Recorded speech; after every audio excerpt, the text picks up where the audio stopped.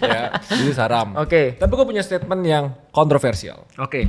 Apa tuh? Di dunia kapitalisme kayak sekarang, cara paling cepat untuk kita Kaya. melakukan yang haram adalah untuk berbisnis. Ya. Susah tau, bisnis nggak haram walaupun kita nilai-nilainya misalnya udah islami banget nih Iya. lain. Tapi misalnya buka rekening bank di bank yang nggak syariah gitu. Iya, Terus ribawi hampir ya. semua bisnis yang dulu ya sebelum gue kenal lebih dalam ke Islam ya, Ya. gue selalu rekomendasiin hutang dengan riba. Tapi dengan kondisi kayak gini, misalnya lu punya produk, lagi siapin inventory nih, lu tahu 3 bulan tuh habis 1.000 piece. Ya. Gue bilang daripada lu pakai cash flow lu mendingan hutangin misalnya Betul. di bunga 10% gitu misalnya. Itu biar cash flow lu lancar. Iya. Nah dulu tuh gue selalu kasih rekomendasi itu dan itu best practice-nya di dunia bisnis. Betul, betul. Riba itu bunga ya? Ya. Ya.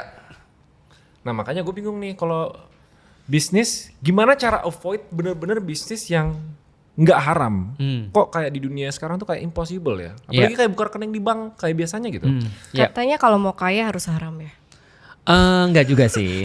Maksudnya kayak nggak bisa jujur kan? Tapi gini, kalau mau kaya nggak mesti haram. Tapi kalau paling kaya menurut gue pasti haram. Pasti haram kan? Kalau lihat statistik ya, lihat statistik ini ngomong paling kaya ya. Bisnis itu ada dua. Pertama adalah sistematisnya, yang kedua adalah teknisnya.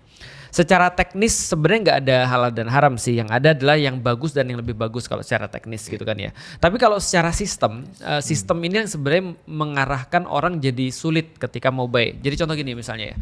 Kalau misalnya ada orang jujur, tapi di sebuah perusahaan yang toksik semuanya bohong, orang jujur ini pasti nggak akan naik-naik.